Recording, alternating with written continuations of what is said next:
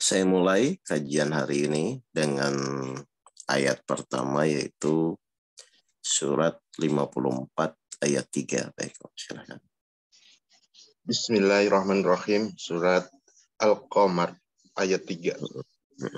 Dan mereka mendustakan Muhammad dan mengikuti keinginannya, padahal setiap urusan telah ada ketetapannya. Baik, coba yang Pak Eko pahami ya, atau yang lain mungkin yang sini pahami. Di situ kan ada poin orang itu mengikuti keinginannya atau hawa nafsunya, padahal setiap kejadian atau setiap urusan itu ada ketetapannya. Ini maksudnya apa? Coba Pak Eko. Ya. Pemahaman saya bahwa sesuatu itu sebenarnya sudah tertulis, sudah ditetapkan sama Allah. Atau kalau begitu kan nanti jadi nggak berikhtiar ya, bahaya ya. Ini berarti kalau kita perhatikan di ayat ini, berarti rumusnya itu pasti nafsu itu akan bertolak belakang dengan apa yang Allah tetapkan. Kan sebenarnya orang di dalam menjalani kehidupan Beko, mereka tuh tahu bahwa setiap ujian tuh ada waktunya lah, gampangnya kan begitu ya. Karena yang namanya ketetapan itu adalah suatu aturan yang Allah buat, sehingga suka tidak suka manusia itu harus mengikuti ketetapan itu kan Pak. Iya. Misalnya kayak Pak Eko mau marah seperti apapun, mau ibadah seperti apapun, tapi kalau memang belum waktunya Allah tetapkan masalah Pak Eko selesai, ya kan tentu belum selesai juga kan Pak. Iya, betul. Nah, jadi ketetapan ini mengatur sikap kita dalam menjalani suatu permasalahan atau ujian, sehingga suka tidak suka manusia dipaksa tunduk harus mau mengikuti apa yang Allah tetapkan. Paham ini Pak? Ya. Oke, misalnya saya perkuat di surat 71 ayat 4-nya. Silakan Pak.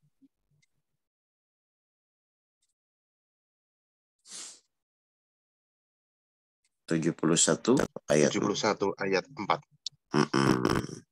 Niscaya Dia mengampuni sebagian dosa-dosamu dan menangguhkan kamu, memanjangkan umurmu sampai pada batas waktu yang ditentukan.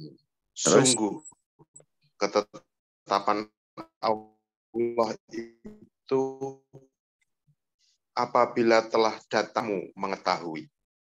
Gimana ketetapan Allah itu? Tadi keputus. Ya, ketetapan Allah itu apabila telah datang tidak dapat ditunda seandainya kamu mengetahui. Oke, pernah nggak? Misalnya kita dalam situasi kita sudah habis-habisan berikhtiar ke sana ke sini, terus akhirnya berserah diri terserah Allah. Misalnya anggaplah sebulan kemudian atau seminggu kemudian selesai masalahnya secara tiba-tiba. Pernah nggak mengalami yang begitu, Pak Eko? Iya. Nah, berarti kan tanpa diduga, karena kesadaran. Jadi kalau memang sudah Allah tetapkan selesai, ya selesai saja nantinya, gitu loh. Paham ya? Iya, Oke, baru sekarang saya akan masuk ke materinya. Ya, surat 16 ayat 127. Silakan. Surat 16 ayat 127.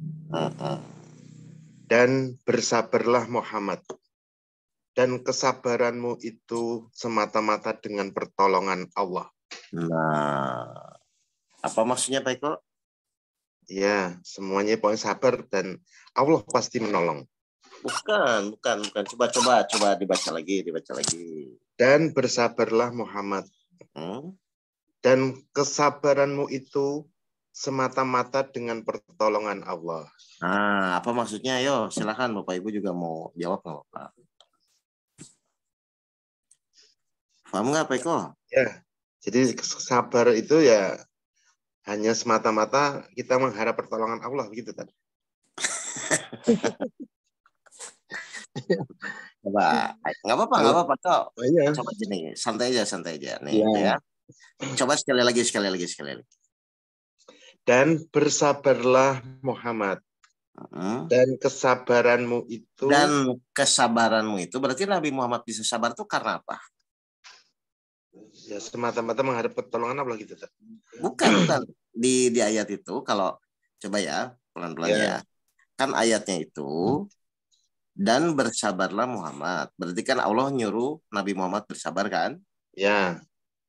Dan kamu bisa sabar itu kan sebenarnya gampangnya gitu kan? Kamu bisa sabar itu. Nah, kamu bisa sabar itu karena Allah lah yang memampukan kamu sabar gitu loh. Bukan Nabi Muhammad sendiri bisa sabar gitu loh. Ya. Kan ayat itu begitu, coba perhatikan. Betul? Iya. Dan bersabarlah Muhammad karena kesabaranmu itu. Jadi Nabi Muhammad, Nabi Muhammad bisa sabar pun karena pertolongan Allah. Atau kita bisa sabar pun itu karena pertolongan Allah kan, Pak? Iya, betul. Karena kita berusaha bagaimana supaya bisa sabar, enggak. Kita bisa sabar itu gara-gara Allah lah yang memampukan kita menjadi sabar. Ini penting sekali. Paham ya? Oke, sekarang berarti saya akan masuk dalam pemahaman kita selama ini tentang Al-Baqarah 153. Tapi ini untuk lanjutan ya. Kalau yang baru fokusnya nanti berbeda. Coba ini untuk lanjutan. Ini penting sekali ya. Baik, sekarang kita mulai ya di Al-Baqarah 153, tapi dasarnya ayat ini ya. Ya. Oke. Silakan Al-Baqarah 153 kan kita bahas. Ini kita pertemuan di sini. Soal Al-Baqarah ayat 153. Wahai orang-orang yang beriman, mohonlah pertolongan kepada Allah dengan sabar dan sholat. Stop dulu. Wahai orang-orang yang beriman, mohonlah pertolongan kepada Allah dengan sabar dan sholat. Mohon pertolongan apa? Coba Pak Eko. Untuk memampukan kita sabar. Nah, bukan mohon pertolongan supaya masalah selesai. Iya. Enggak. Coba pertanyaan saya. Di Al-Baqarah 153 ini referensinya ayat yang tadi ya. Ya. Wahai orang yang beriman, mohonlah pertolongan kepada Allah. Apa, Pak Eko? Dengan sabar dan sholat. Oke. Berarti kita tuh mohon pertolongan apa? Supaya masalah selesai atau supaya menjadi sabar? Supaya menjadi sabar, kan? Ya, supaya menjadi sabar. Kenapa kok bukan masalah selesai? Kan waktu itu kita bahasnya kalau ingin ditolong Allah, kalau ingin masalah selesai, kita harus sabar dan sholat. Kan begitu sebenarnya kalau Nah, kenapa kok sekarang mohon pertolongan supaya jadi sabar, bukan supaya masalah selesai? Ayo, Mas Imas atau Pak Eko atau yang lain. Ya. Silakan. Ya kan ternyata kalau awalnya kan kita sabar terhadap satu masalah kejadian. Ya awalnya kan gitu. Nah sekarang ternyata pemahaman semacam itu nampaknya masih kurang tepat. Dan sekarang kita mohon pada Allah supaya kita bagaimana menjadi sabar. Justru Mas Imbas atau Mas Irwan. Ya kaitannya dengan ketetapan itu, Tat. Kalau dengan ayat yang sebelumnya kan. Ya, jadi coba ya saya ulang dulu ya, ini kan pelan-pelan. Selama ini, tapi yang dulu juga memang poinnya juga kita memang bisa dilakukan ya. Selama ini kan jujur saja kita mohon di Al-Baqarah 153 itu kan memohon pertolongan kepada Allah dengan sabar dan sholat. Itu maksudnya kalau kita ingin ditolong Allah kan begitu dulu kan? Iya. Kita melakukan syaratnya sabar dan sholat. Iya. Nah, tapi kalau misalnya dari referensi ayat yang tadi di 1627, Nabi Muhammad sabar pun karena pertolongan Allah, kan begitu ya? Iya.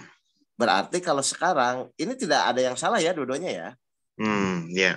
Kalau sekarang, kalau kita perhatikan, wahai orang yang beriman, mohonlah pertolongan kepada Allah dengan sabar dan sholat. Berarti kita mohon pertolongan kepada Allah itu supaya masalah kita selesai atau supaya menjadi sabar? Supaya menjadi sabar. Kan itu ya sekarang Ya. pemahamannya itu kan. Jadi kita minta tolong kepada Allah itu supaya menjadi sabar. Kenapa kok kita minta tolong kepada Allah supaya menjadi sabar?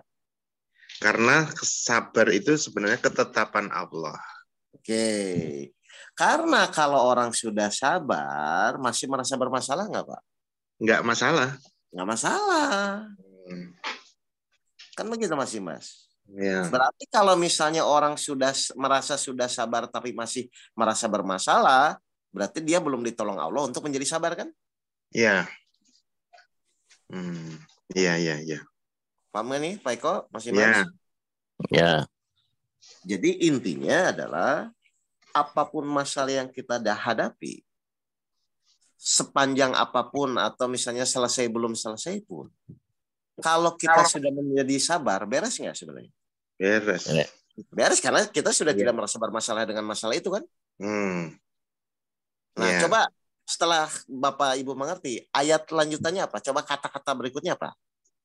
Sungguh Allah beserta orang-orang yang sabar. Itu tujuan utama atau bukan? Iya. Iya, Itu tujuan utama bukan? Ya, Allah bersama orang-orang yang sabar. Nah, selama ini tujuan utama kita tuh masalah selesai atau bersama Allah? Masalah selesai. Paham Mas Imbas? Ya, Ustaz. Ya. Loh kan orang kadang-kadang lebih fokus bagaimana masalah selesai ketimbang bersama Allah kan? Iya. Padahal tujuan akhir kita itu tuh bersama Allah atau masalah selesai? Bersama Allah. Nah, terus kenapa pusing dengan masalahnya? Iya. Oke. Paham ini? Nah, kenapa tujuan akhirnya kita harus bersama Allah? 16 ayat 96. Silakan. Ya. 16 ayat 96. Ya.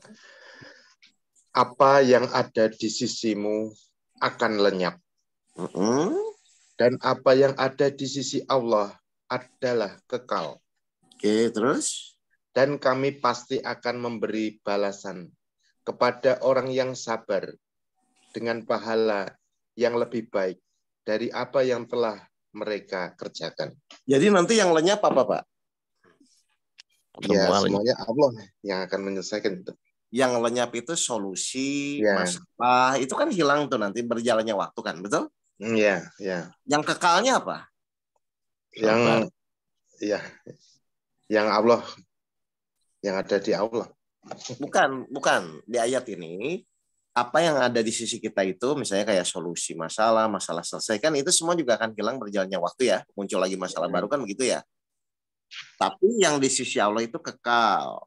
Lalu lanjutannya ngomongnya apa dia?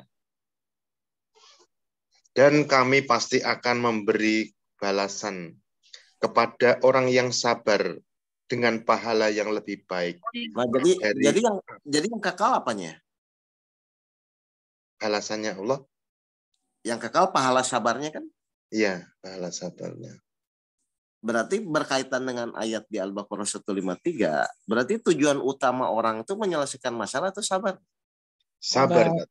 Nah, karena sabar itu pahalanya akan kekal, sabar itu akan bersama Allah. Dan kita bisa sabar pun kalau Allah menolong untuk membuat kita bisa jadi sabar. Iya. Makanya ayatnya, tapi ini kajian lanjutannya ya, adalah wahai orang-orang yang beriman, mohonlah pertolongan kepada Allah dengan sabar dan sholat. Jadi kita minta tolong tuh supaya kita menjadi sabar. Karena kalau kita sudah menjadi sabar, berarti apapun masalah yang kita jalani sudah tidak ada masalah. Hasil akhirnya adalah bersama Allah. Kan begitu sebenarnya. Iya. Berarti pas setiap permasalahan itu hanya menjadi sarana meningkatkan ibadah kepada Allah, bukan menjadi masalah. Selama ini orang masih menganggap suatu kejadian itu menjadi masalah. Sehingga apa? Sehingga ketika masalah itu belum selesai, Bapak Ibu jadi lupa sabarnya, lupa tujuan utamanya. Kan begitu sebenarnya yang terjadi. Baik. Paham ini? Iya, Ada pertanyaan? Ustadz, berarti kuncinya apapun sabar. Ada kejadian sabar, tidak ada kejadian sabar. Semata-mata mengharap ketetapan Allah itu sabar. Kita tidak bisa merubah atau memaksa Allah untuk mempercepat ketetapannya. Kan itu masalahnya. Sehingga orang itu menjadi masalah karena tidak sabar terhadap ketetapan Allah, kan? Iya. Coba 16 ayat 1. 16 ayat 1. Ketetapan Allah pasti datang. Maka janganlah kamu meminta agar dipercepat datangnya. Nah ini masalahnya kan kita nggak bisa ngotak-ngatik ketetapan Allah. Yeah. Tapi yang kita bisa lakukan adalah keinginan kita menyesuaikan dengan ketetapan Allah atau kita tidak tetap menerima ketetapan Allah. Padahal mau menerima, mau tidak, mau menyesuaikan atau tidak, kan kita tetap dipaksa untuk menjalani sampai ketetapan Allah berlaku. Iya. Nah makanya, berarti dasarnya dari surat 16:127 itu bahwa Nabi Muhammad pun bisa menjadi sabar itu gara-gara atas pertolongan Allah. Berarti misalnya di dalam poin ini, kita memohon pertolongan itu kepada Allah, karena memang hanya Allah yang bisa membuat kita bisa menjadi sabar. Kan begitu? Iya. Dan langkahnya ketika kita sudah menjadi sabar, insya Allah kita sudah tidak akan merasa bermasalah dengan masalah yang dihadapi. Hasil akhirnya adalah kalau kita sudah sabar bersama Allah. Kan begitu sebenarnya. Iya. Iya. Jelas ya? Jadi konsentrasinya, fokusnya ternyata ke sana ya. Karena kalau kita konsentrasi kepada bagaimana supaya masalah selesai, kan kita nggak tahu kapan selesainya. Betul. Nah, tapi ketika kita sudah bersabar kepada Allah, ya akhirnya masalah itu ya tidak menjadi masalah karena kita mengikuti apa yang Allah tetapkan. Makanya di surat 21, 85, 86, silakan Pak Eko. Ya. 21, 85, 86. Dan ingatlah kisah Ismail, Idris, dan Zulkifli. Mereka semua termasuk orang-orang yang sabar. Nah, terus? Dan kami masukkan mereka ke dalam rahmat kami. Baik, jadi nafsu mutmainah atau jiwa yang tenang. Kan ke sana goalnya. Karena yang dia fokuskan memang memohon pertolongan Allah untuk menjadi sabar. Sekarang dari surat Al-Baqarah 153 itu. Tapi ini sekarang ya, ini lanjutan ya. Jangan umum sih. Ya secara umum yang kita lakukan dulu aja bahwa kita ingin ditolong Allah, iman, sabar, sholat itu standar aja nggak apa-apa gitu loh. Jelas ya, Bapak sekalian? Ya, Ustaz. Tambah ilmu. Nah, kalau setelah itu terima kasih. Mari kita tutup dengan bacaan hamdalah bersama-sama. Alhamdulillah. Assalamualaikum warahmatullahi wabarakatuh. Rekamannya Waalaikumsalam warahmatullahi wabarakatuh. Semoga bisa nanti rekamannya.